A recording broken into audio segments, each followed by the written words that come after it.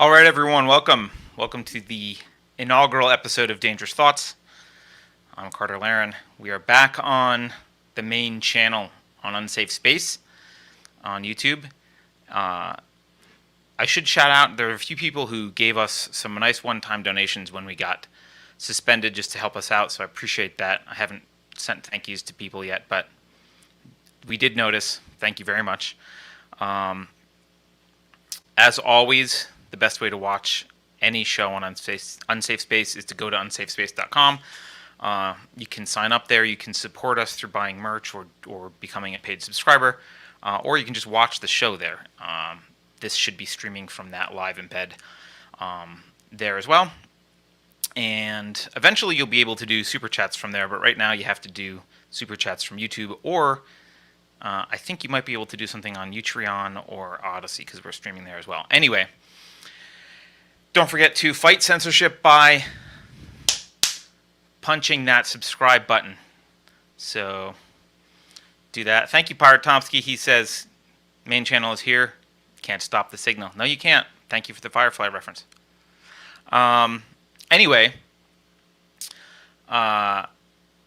this is a new series. It's called Dangerous Thoughts. I'm going to try and do it weekly, hopefully mostly live, although as some of you know, I've got some personal issues which might trump the show in the next few weeks, so maybe there'll be some recorded ones, might have to skip a week, but generally I'm going to try to do this show every week. I'm going to try to do it live. And the purpose really is we often get requests for me to explain or just help or to explore or go a little deeper into some idea that I've brought up or someone else has brought up and I've commented on or whatever. And there really hasn't been a venue on Unsafe Space for that yet. And that's what this show is for. It's for me to just kind of go a little bit deeper into my nerdiness and discuss ideas with guys. Beverly Pirate Tomsky does not get his money back just because I didn't say woo. That's not how it works. But I will say woo now. So anyway, the show, Dangerous Thoughts, is going to be pretty loosely split into three segments. The first segment of every episode, I will be practicing defining a word that's often misused or unclear in the mainstream. Then we'll explore some kind of a topic. This might be something that I think is culturally relevant or important. It might be something that someone in the Unsafe Space community brought up that they've been asking about or wanting to discuss. Sometimes it'll just be me. Sometimes I'll have a guest on to dive deep into something. And then the third segment, I'll just do chats. It's a chance to respond, to tell me I'm an idiot, or suggest future topics, or whatever.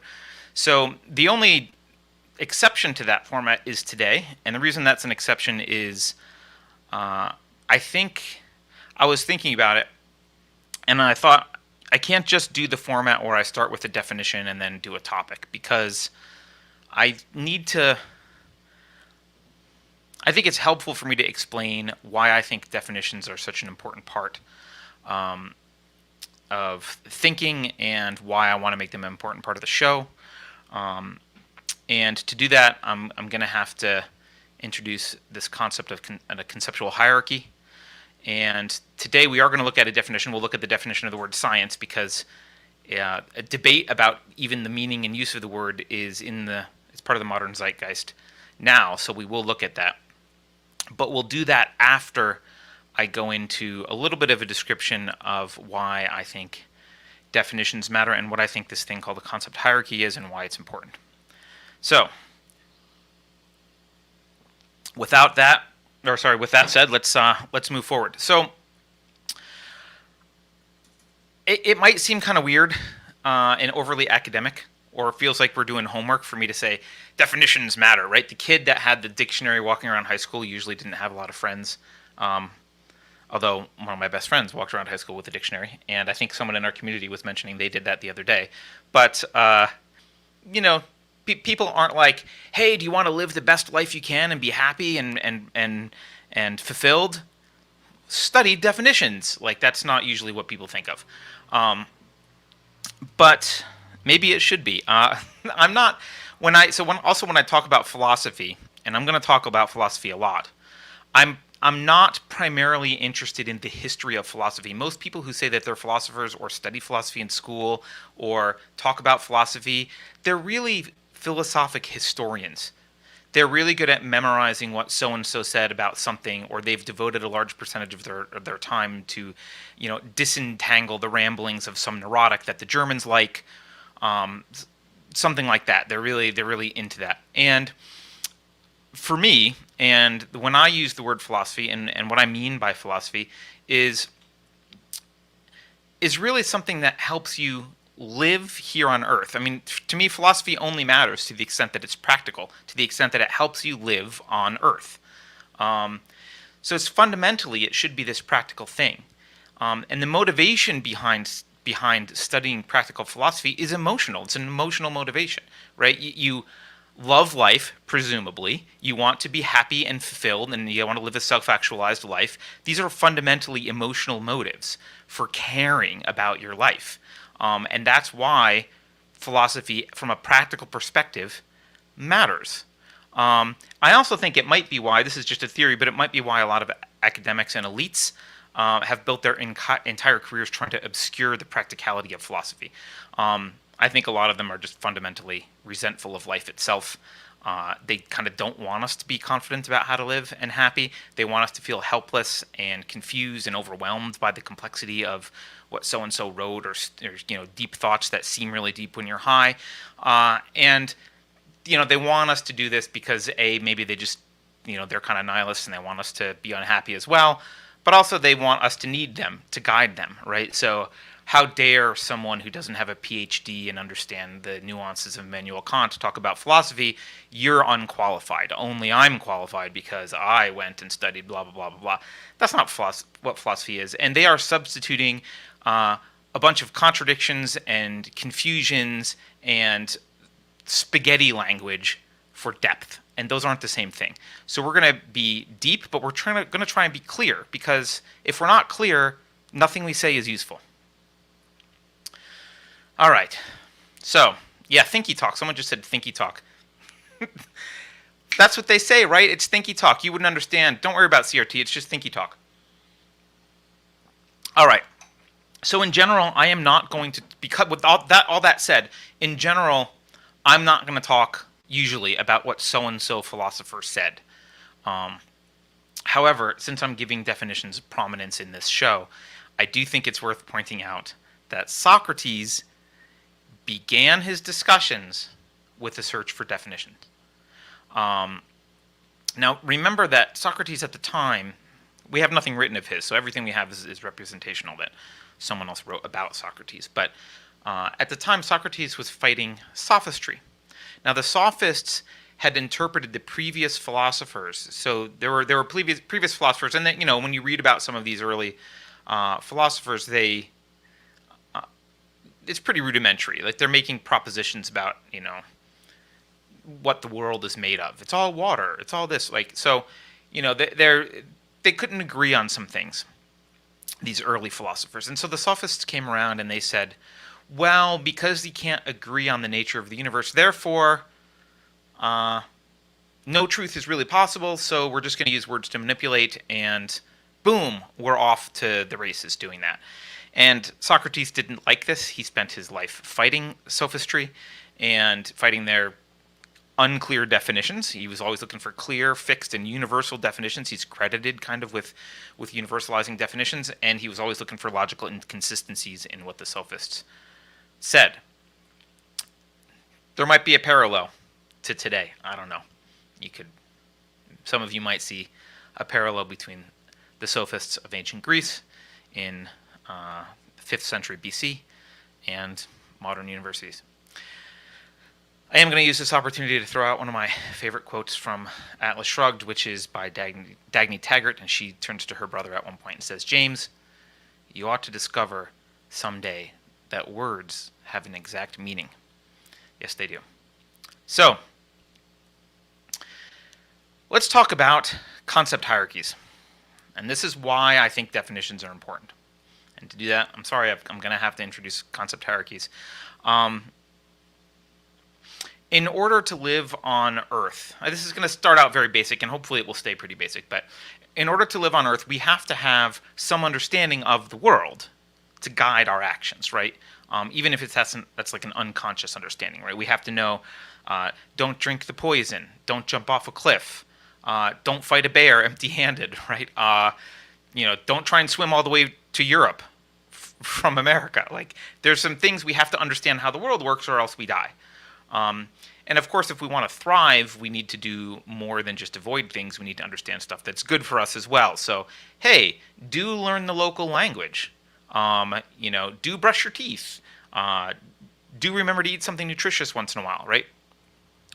We have to understand how the world works because we're living in the world.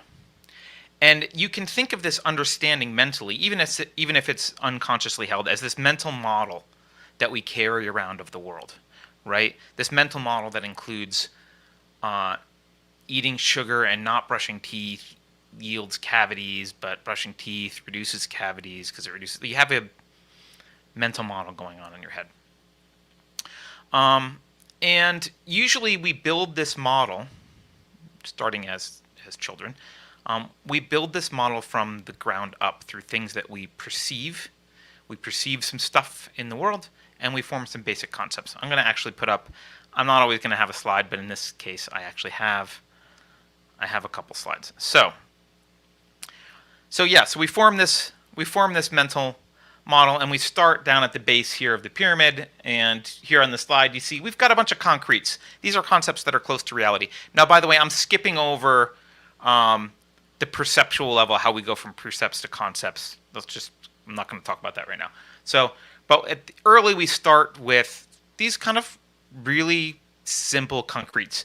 And we've got concretes in our head: apple, steak, opal, coal. We might have other, those are the ones I labeled, right? We might have other stuff thrown in: oranges, peaches, bananas, cheese, milk, blueberries, strawberries, Nutella. These are all foods. We all might also have other rocks and stuff. We might have iron and coal and granite and all this other stuff. We might all these things that we encounter, and we label them. We have concepts for them. We know what an apple is. But and by the way, most people do a pretty good job at this level. We have a decent model at this level, and if we didn't have a decent model, at least at this level, we literally couldn't function, right? If we couldn't tell the difference between coal and an apple, it would be hard to live. So, this is kind of how we start. You can think of our concepts as starting at the kind of concrete level. But it's kind of, with all this stuff, it's kind of difficult to plan and think with all these different concepts in our head at once, right? This is a lot of, I just named a few things. You can see this list would get pretty long. And it's difficult for us to plan and think and hold all these concepts in our head at one time. We have a limited crow, crow is like what we can hold in our head. We have a limited crow. We can't contemplate all of these things at once, which makes it difficult to make decisions. And so we solve this problem as humans, or we're supposed to, by adding a layer of abstraction. So we say, okay, now we're going to take all this stuff over here. We're going to call it food. Apple, steak, peaches, bananas, cheese, milk, blueberries, Nutella, they all fit in over here. Coal, diamonds, sandstone, granite, opal, quartz, they're all going to fit over here. And we're going to call this category food, and we're going to call this rock. Okay, great. We've got some concepts. And these concepts are related. Food and rock aren't just floating out here nowhere. They're connected to the concretes that they subsume, right? Okay. Now, this is helpful. But now our concept hierarchy's starting to get complex. It gets obviously way more complex than this, but this is starting to get complex.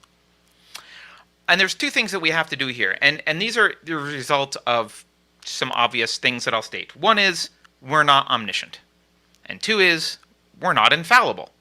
So not being omniscient means we're going to miss a whole bunch of stuff. So there'll be some errors of omission. We'll forget about sushi. We won't know about it, maybe, and that would belong in the food category. We might not know about uranium, which would belong in the rock category. We might have forgotten, oh yeah, there's a concept of mom. Where does that go? She's not food and she's not a rock.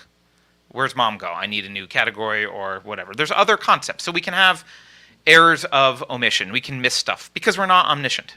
And we will miss stuff. We'll miss most of the universe. We'll miss. That's okay. Also, we're going to have some errors of misidentification. We're going to be wrong sometimes. So sometimes we're going to say, oh, Mom's cookies, those are rocks. No, right? They might taste like rocks. They might be as hard as a rock, but they are not actually rocks. So they don't belong. This is a misidentification. Or, if we're some Gen Z people, we might say Tide Pods, they're food, right? Well, no, Tide Pods aren't food. That's a misidentification. And if you eat Tide Pods, things might not go well for you, although you might get some likes on Instagram. So our job, if we want to be clear thinkers, and we're going to have this hierarchy of concepts, our job is to police this hierarchy, right? This is our intellectual responsibility as thinking individuals, is to police our hierarchy. And we police that hierarchy using reason. And primarily we're checking for two things. One is we're checking for internal consistency, right? That this is, are there contradictions in this model, right? Is there a contradiction somewhere? And the reason that matters is there are no contradictions in reality, right? There are no contradictions in reality. Reality is not self-contradictory. In fact, I wonder if I have this on a slide somewhere. Hold on. I don't remember if I made a slide for this part. Yeah, okay. So there are no contradictions in reality, so we have to weed out contradictions. So we need to look for internal consistency.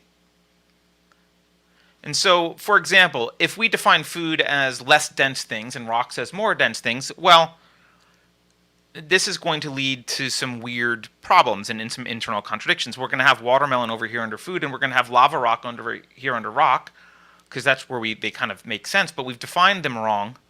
And so we end up with this contradiction, because actually watermelon is more dense than lava rocks. So there's some kind of contradiction. There's something wrong with this model, right? So obviously that correction is very easy. We just redefine food and rock appropriately. But because there are no contradictions in reality, our model has to have no internal contradictions, right? We also need to weed out what I'm going to call anti-concepts, which I'll talk about later, but I'm not going to get into why social justice is an anti-concept right now, but social justice is an anti-concept. Anti-concepts actually rely on mutually exclusive other concepts, and they serve to confuse rather than to clarify things. And we'll get into why that is. But we're looking for internal contradictions. We're also looking for fidelity to observed reality. And this is, hey, I'm looking out at the world, checking that it matches my model constantly, right? So if, again, maybe sometimes I realize I need a new concept. I find something called dirt. Where does it go? I don't know. It's not food. It's not a rock. I need to find something here. I need a concept for Twinkie. Maybe I need to clarify a concept. Twinkie, is that food? Well, maybe. Maybe I need a category of junk food that's a subcategory of food. I don't know. Obviously, mom, we talked about, like, that belongs somewhere. Fidelity errors, like we threw a duck under rock, and it turns out, like, actually we're trying to define rock, and it's inanimate, and a duck doesn't fit. Okay, that's kind of also an internal contradiction. But we're looking to see that our model has two things. One, it's internally consistent, and two, it has fidelity to reality. And that's kind of basically our only job. And most people do a decent job at the low levels. Not everyone, right? Because Tide Pods for some people fit in over here into the food category. So that's all well and good, but to function at kind of a high level, we need to have more categorization. We need a hierarchy. And obviously the hierarchy is actually going to be much deeper than this. I just added a bunch of concepts with lines between them. I didn't even label them. But to function at a high level, we need a little bit more organization here. We need to have higher and higher level abstractions. And when I say function at a high level, I mean to long-term plan, to organize with other people, to be more human. Or we can't stop at knowing the difference between, people and rocks and food, we have to get beyond that, and we have to talk about concepts like truth and liberty and science and faith and justice and agreement and force, and those are very high up in this model. They're very high up. They're very abstract concepts, and so to talk about them, we need to have a pretty solid model that includes much higher levels than just rock. And we talk about this stuff all the time, right? We talk about truth or liberty or whatever whenever we discuss ethics or politics or philosophy or social dynamics, and basically almost any discussion we have beyond subsistence level stuff, we're using more abstract concepts. Unfortunately, most of us hold many of our abstract concepts like this. This is what Ayn Rand called floating abstractions. I don't know if she invented this or not. My guess would be it's Aristotelian, but I'm not sure. Ayn Rand called this floating abstractions. And what these are abstractions that are sitting up here. Maybe this is truth, or liberty, or justice. Sometimes they're connected to each other pretty firmly. We understand relations between each other. But they're not tied to our concretes very well at all. And they're not tied to anything else. By the way, this one at the top, I'll maybe get into later. This is just reality is real. This is just A is A. This is just Aristotle's axiomatic assertion that you can't actually contradict. You can't deny without using. So it's an axiom. So they're not connected to the axiom. They're not really connected to anything. They're just kind of floating around. And then we proceed to have these discussions with all these floating abstractions, and it basically makes it impossible to, if we've got these floating abstractions, it makes it impossible to perform any of that internal policing function that we need to do. We definitely can't check for internal consistencies here, because we really don't know how things are supposed to relate to each other, because we're not fuzzy. A lot of times these definitions themselves are just really fuzzy. We're not really sure what they are, so we can't check whether we're consistent internally. And, like I said, it also means that we probably don't have a clear definition for these things. If we did have a clear definition, it would be easier to place it in the hierarchy somewhere and know what it relates to and how it relates. So we can't really do our fidelity check to reality this way. We can't look for internal consistencies or inconsistencies this way. And again, because we are all infallible, all of us have some abstractions up here. It's actually laborious to make sure that you're to do this constant police work. So some of us, we all have some abstractions that are floating, but some of us more than others, and our goal is to weed these out and to place them where they belong in the hierarchy. And the more clearly we define them and place them in our hierarchy of concepts, the clearer our thinking becomes, and the more efficient our thinking becomes. So, how do we do this? Right? How do we go about unmuddling our thinking? How do we go about placing these concepts where they belong? Well, this is technical people will like this, software engineers will like this a little bit, I think. But if you've got some sort of tree of nodes, right? This is a tree that people would recognize who do programming or algorithms. What we have to do to place a concept in the tree here is we have to define its location. All right, and there's a couple ways. I'm going to talk about the easiest and the one that we usually use here, which is who's the parent? Okay, where is it? Who's the parent of this concept? And how is this thing different from its siblings? Right? Who's the parent? How's it different from its siblings? Once we do that, we know where it sits. Right? Then we know where this concept sits.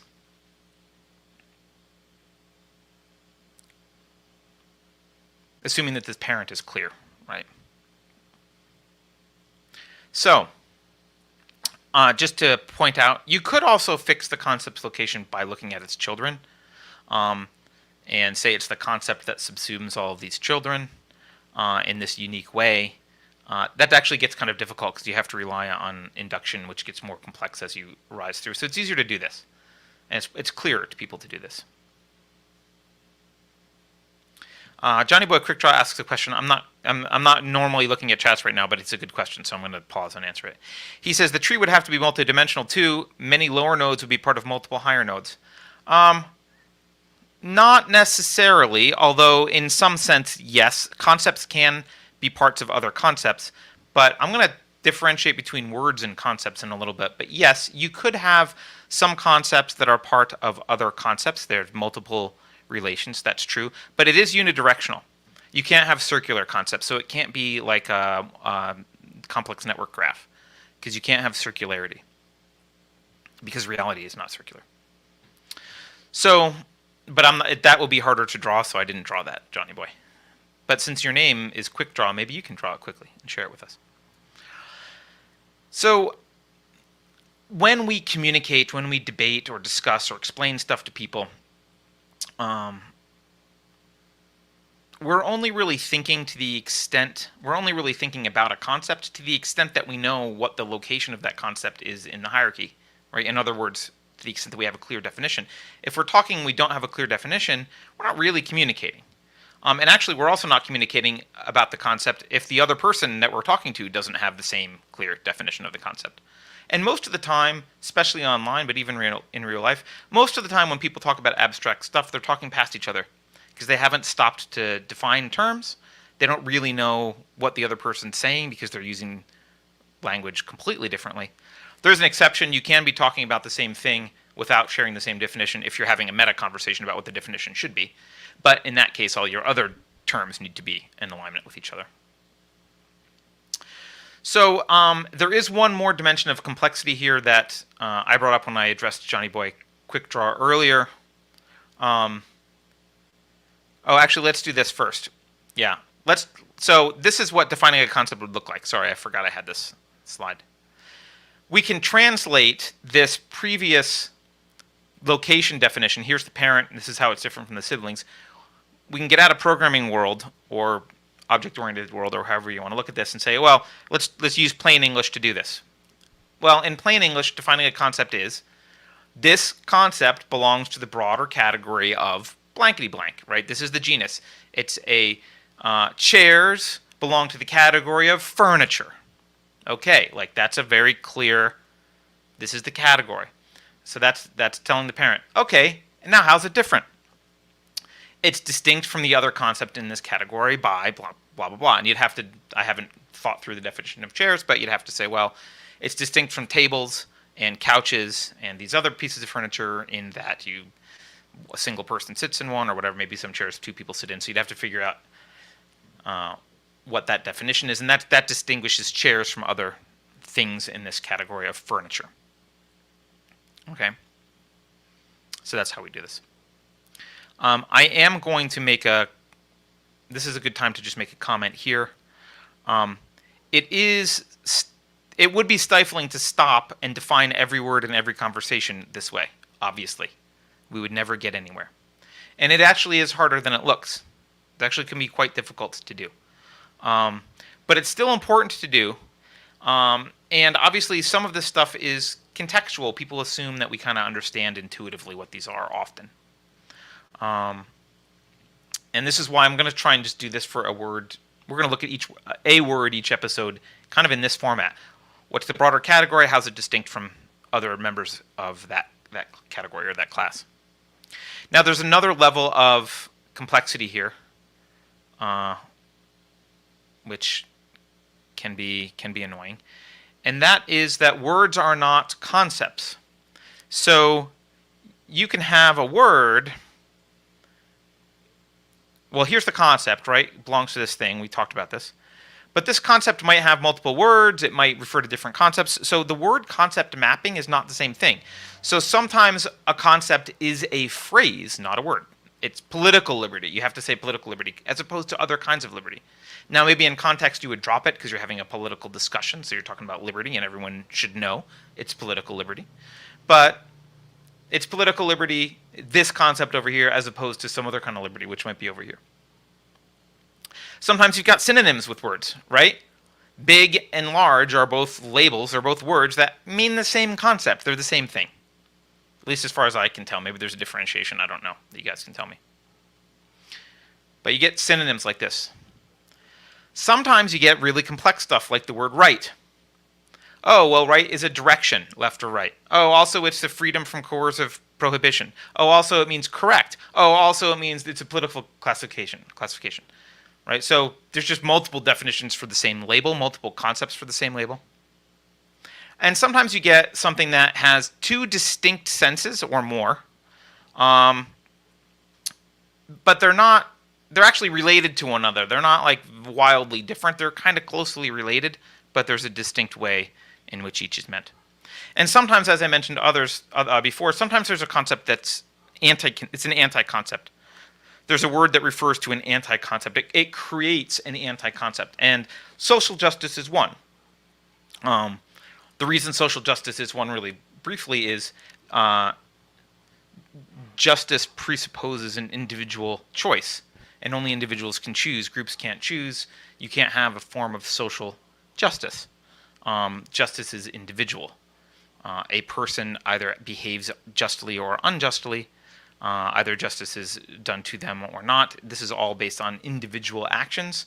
You can't have you don't have collective works, right? You don't have collective sins, and you don't have collective punishments. So this actually, the concept of social justice actually eradicates a whole bunch of other concepts, because if you accept this, you have to like throw out a bunch of other concepts. It corrupts them. Before we continue, I just want to warn you guys. To honest people, I think this is the last slide, by the way. I think I can get rid of this. Yeah, it is. To honest people, words they're powerful because they're clear reference to reality. They're enablers. They enable you to communicate about objective reality to each other. They enable you to understand objective reality. They rely on an objective metaphysical view of the universe. They start at concrete reality, and they build up. Each higher level subsumes other concepts. You can't tolerate contradictions, because there's no contradictions in reality. So this is what makes words powerful, because they can help represent, they can help build this map, hopefully, if you're communicating well, a shared map of what reality is. But to dishonest people, and there are a lot, to dishonest people, words have power only because they can convince other people to do things. For them, words are magic spells that get people to behave how they want them to behave. So coming up, talking about concepts, introducing concepts, using words is kind of like figuring out some magical incantations. They get people to behave how they want. Contradictions can and do exist there. It doesn't matter. The meanings are irrelevant, because they're not tied to objective reality. It doesn't matter, right? The words are not primarily used as reference to reality. They're used as manipulation tools, and only the effect on other people is what's relevant about the language. And you see a lot of that today. So my advice, by the way, if you recognize if you're dealing with someone like that, my advice would be just to disengage someone like that. If you want to point out their hypocrisy first, go ahead. I would warn you, and I warn myself about this all the time. Don't accuse someone of being dishonest just because they disagree with you.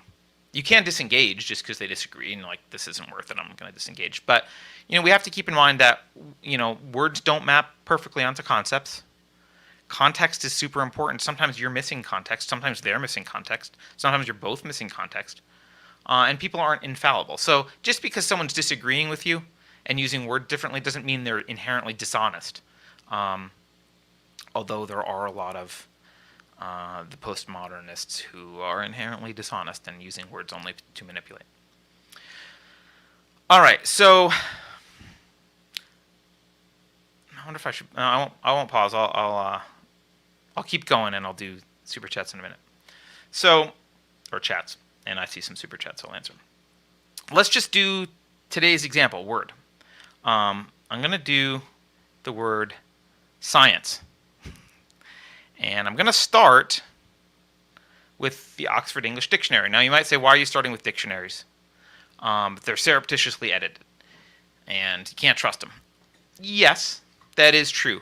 We all know Merriam-Webster and other places have been surreptitiously editing dictionaries and not telling you. OED is pretty good. They usually have old stuff in there, but I don't know. Maybe they are surreptitiously editing them once in a while. I do keep old paper copy of dictionaries on the shelf behind me. I've got 100-year-old dictionaries behind me, and I use them specifically when I'm suspicious about something. I open the dictionary. But the reason I want to start with the dictionary is this is where most people get their answers. Like we need to start with, we're going to start talking about a word or a concept. We can't be like, hey, here we are. We're unsafe space people. We're going to redefine the English language for you. Haha. Like that's not helpful. We have to understand like, okay, where are people now? What do they kind of mean by this? And we can argue against changes to it or whatever, or we can seek to clarify. But it's a good place to start. Sometimes these definitions are fine. Sometimes they're lacking or horrible. So we're going to take the definition of science, and we're going to try and put it in that explicit format.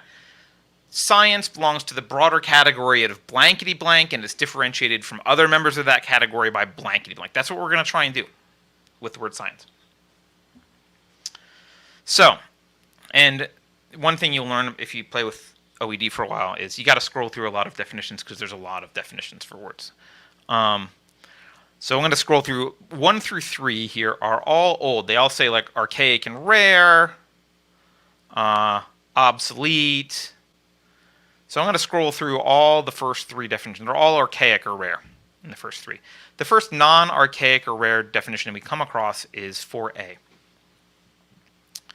And 4a says paired or contrasted with art, and it talks about science. I'm going to skip this one because that's not what we mean when I'm thinking specifically of how people are talking about vaccinations and the COOF right now.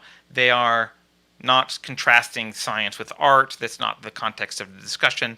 They're talking about something else when they say trust the science. So we're gonna say well, that's not the context that we mean in this. We're not trying to differentiate the science from an art. Although we could go through this if we want. So let's scroll down. 4b is the first one that I think is a concept, points to the concept that's kind of what people are talking about that we kind of care about. And this definition actually isn't bad. It's kind of wordy, but I'm going to read it to you.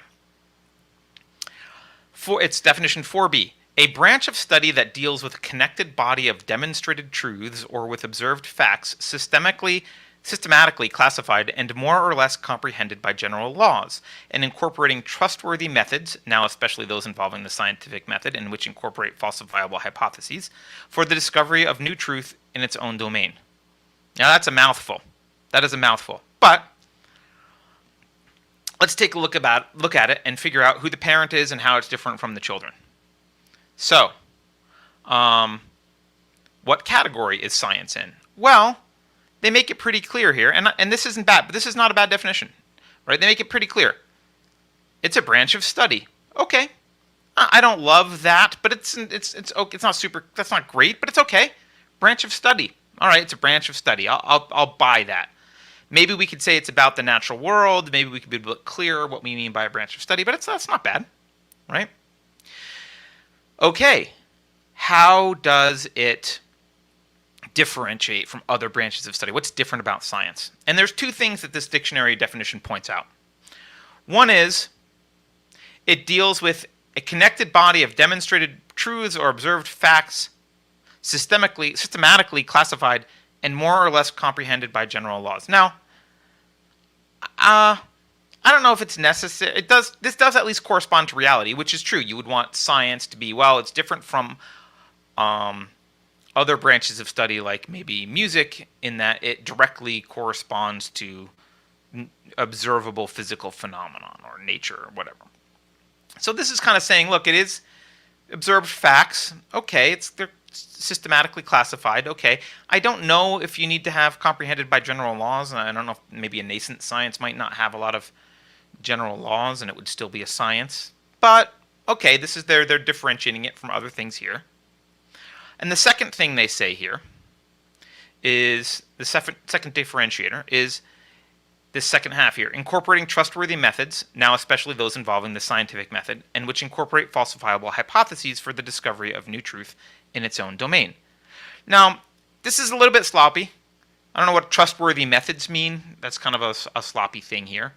But they are referencing the scientific method. I wouldn't say now especially those involving the scientific method. I would probably explicitly say it must involve the scientific method and falsifiable hypotheses. That's what makes it science. But this is generally also not bad, which is why this definition itself isn't that bad, right? They're referencing the scientific method, and they're referencing falsifiable hypotheses in some way. It's not a horrible definition, actually, of science. But the one that's going to interest you guys, so that's 4B. All right. Now, I'm going to scroll down. 4C is of science. We're gonna skip that for a couple of reasons. 5, we can skip actually 5A and B. They're just not relevant to what we're talking about. However, you'll like 5C and D. The science with the. So C says with the, and D says frequently with the. So let's actually take a look at D, because D is my favorite that will relate to what's going on right now. Scientific results obtained from observations, experiments, etc. Scientific data. Frequently the.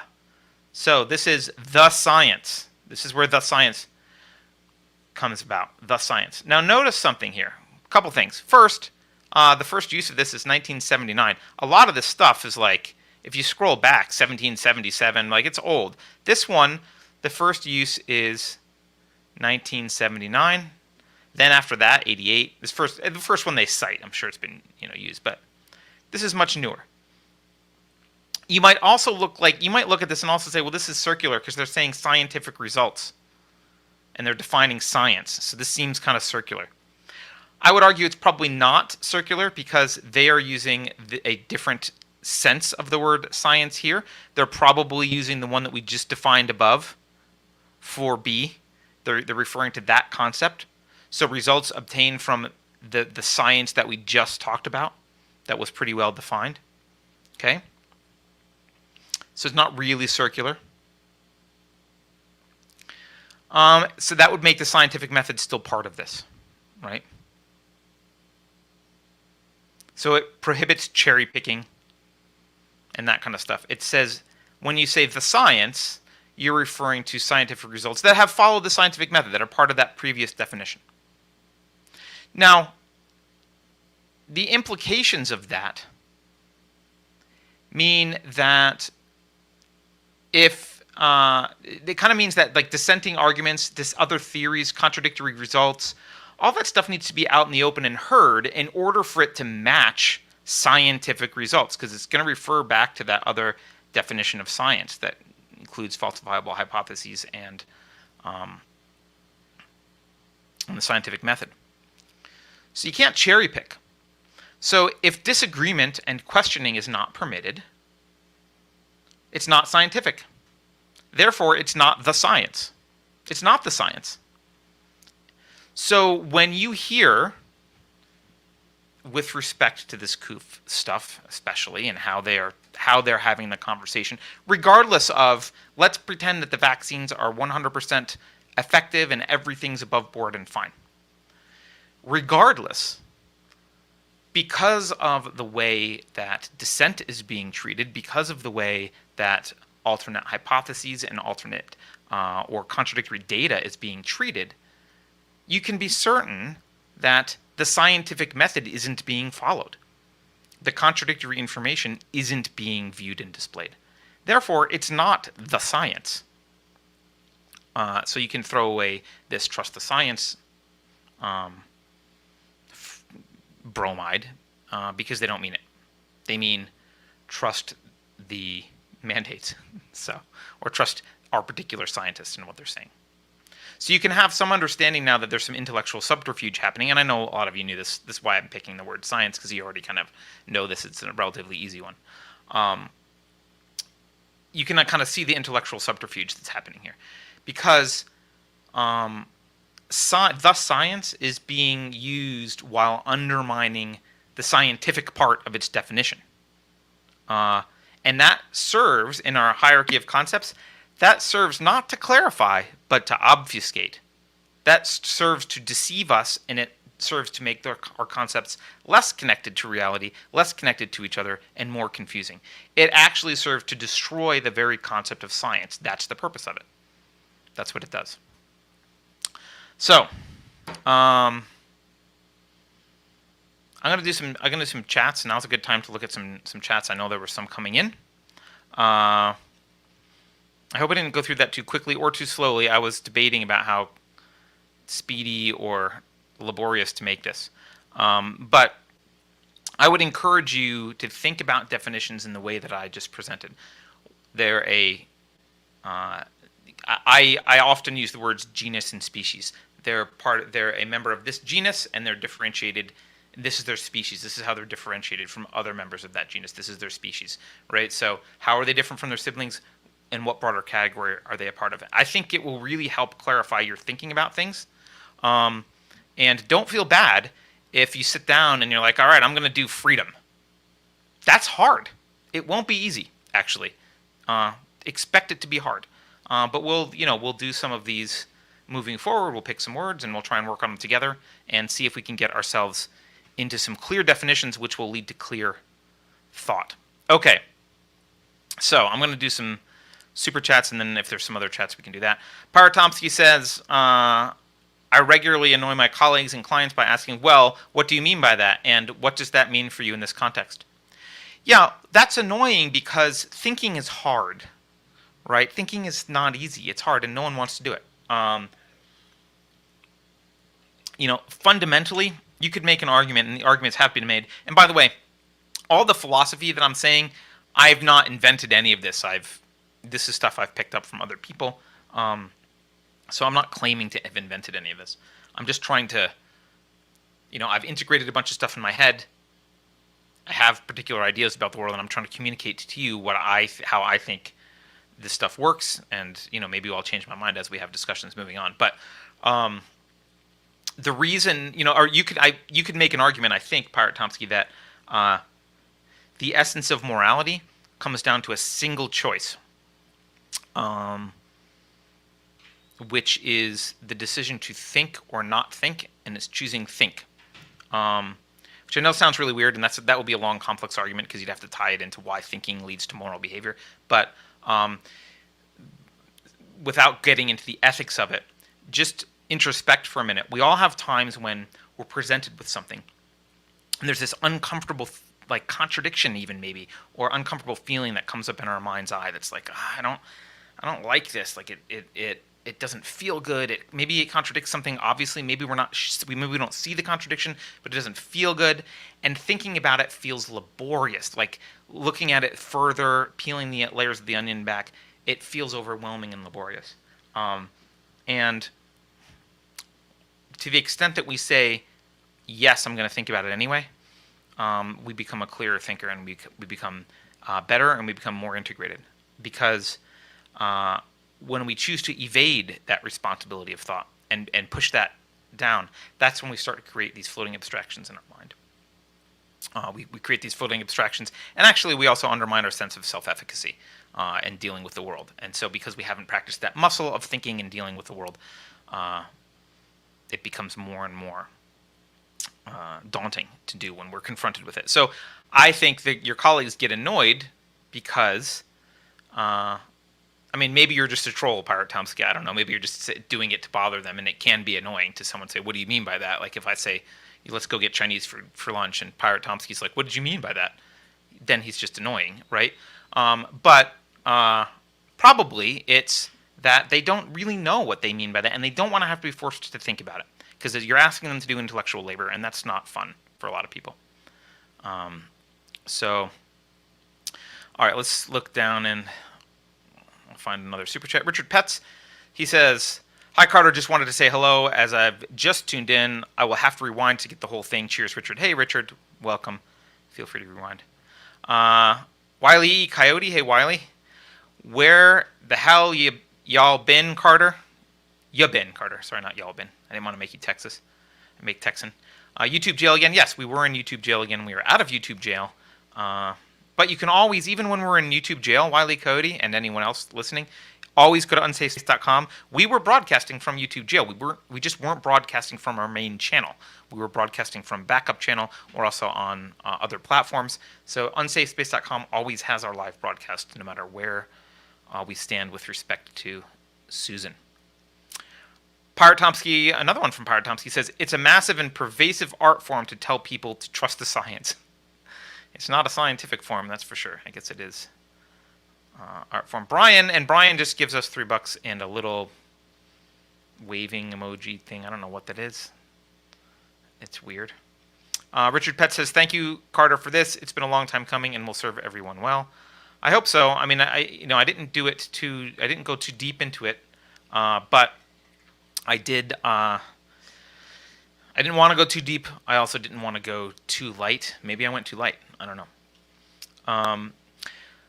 All right, so that's it for super chats that I see. If there's any other things people want me to talk about, or if there's arguments or clarifications or anything, Beverly, since you're here, tell me, and I will take a look at those. But Pirate Tomsky says, it comes down to a value structure, in my opinion. If you understand the values of others, you can start to understand their perspectives and predict behavior.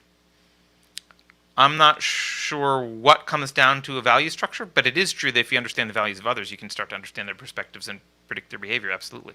And, part of that hierarchy, part of that concept hierarchy is, human psychology and understanding how humans behave and being able to categorize people and say, oh, this is they're more likely to do this, they're more likely to do that. All right. Let's see if there's anything else. I think we might be good to go. I don't want to keep you beyond what we need to be here for. So I don't see any other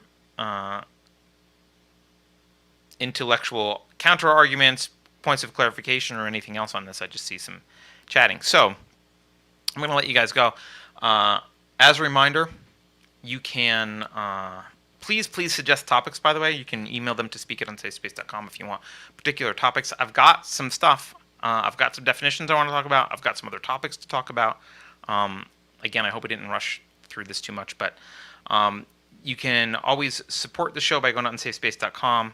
You can subscribe on YouTube. You can buy merch, become a paying subscriber, all that kind of stuff. And as a reminder, we have Sunny Lohman from House of Sunny on Kofefi Break this Friday, so you'll see her there. And we're actually debuting another new series called 451 Degrees, which is hosted by Alex Maselli, and that premieres, I think, this Friday at 5 p.m. Pacific, 8 p.m. Eastern. So if you can check that out. Greg the Baritone says, Carter, when are you teaching us string theory? Yeah, probably we won't get into that one, Greg. Although, maybe I'll interview someone who knows string theory a lot. So Pirate Tomsky says, a journey of the path to anarcho-capitalist. Yeah, I think that would be a good one. I think that journey starts with, I didn't get into this with Mark Pellegrino the other day on Kofefi Break because we got sidetracked. But for me, the journey goes from metaphysics to epistemology to ethics, and then I do not follow other, and I am like using the word objectivist because I don't like a lot of I don't think they behave rationally, so I don't want to use that word, but I don't follow them to the politics, and I think that they have hidden assumptions in their political beliefs, and so I just don't follow them there. I would argue that anarchy is kind of the default. If you're going to start from an abstract and you're going to explore what's needed for man to live on Earth and to be happy and to thrive, you have to explain why you should give up physical force and relinquish your ability and desire to use force.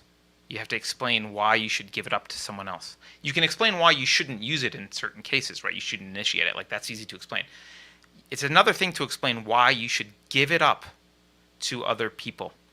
And the idea that obviously you should give it up to a constitutional republic, blah, blah, blah, it's just not philosophical. It's just an arbitrary assertion that, like, clearly this is the right form of government. And, you have people like Curtis Yarvin who argue for monarchy. You've got, like, there's all different people proposing things. There's all different proposals out there.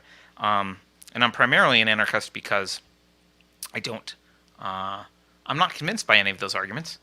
And I don't really care because I think we need to get the philosophy and culture straightened out first. And once we're all much more rational, once we're all much more individualists ethically, we can have a conversation about how we want to organize our society together. All right. I think that's it. Thank you guys for watching. I will see you guys on Friday for coffee break. Someone says, is this going to be philosophy or philosophical concepts, this show? I'm not actually sure philosophical concepts are part of philosophy. It's not going to be big P philosophy where we talk about this is what Nietzsche said, and this is what Hegel said, and this is what David Hume said. Because as I explained at the beginning of the show, I don't care. We're going to talk about how to live on Earth with your primary means of survival, which is your functioning rational mind. So, with that said, have a good one, everyone. I hope this was great. If it wasn't, I actually do want feedback. If it needs to change, whatever. This is the very first show of its kind. So, if we need to change something, please tell me. If you like aspects of it, please tell me that as well. All right, later, everyone.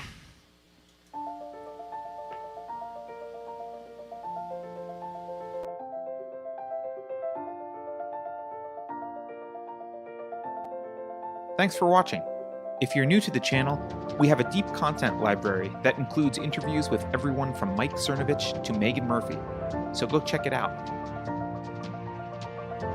If you'd like to see more, please consider supporting the show by visiting unsafespace.com/donate. You can find us on all the major social media platforms, at least for now. And you can find a community of like-minded individuals on our Unsafe Space chat on Telegram. See you there.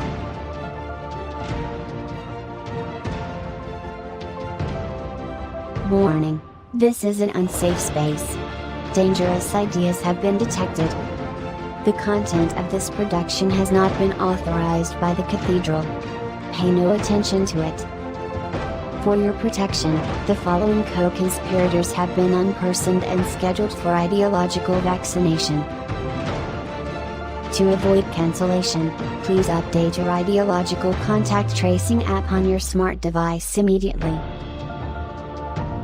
Here's a fun fact. Only vaccinated Black Lives Matter. If you think about it, no one should be allowed to express opinions. But don't. Think about it, that's not your job. Thinking has been scientifically proven to be less efficient than compliance. Science, scientific, and scientifically are registered trademarks of the World Economic Forum. Unauthorized use is prohibited. Computer voice Curtis, never mind, that last line is fake news. Please disregard it and return to your safe space immediately. There will be cake.